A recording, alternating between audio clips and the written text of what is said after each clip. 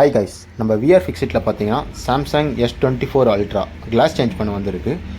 பார்த்தீங்கன்னா வித்தின் 2 ஹவர்ஸ்க்குள்ள நம்ம class change பண்ணி தரப்போகிறோம். அதே ஒரிஜினல் கிளாரிட்டியோ மேலே இருக்க மாதிரி கிளாஸ் மட்டும் தான் நம்ம சேஞ்ச் பண்ண போகிறோம்.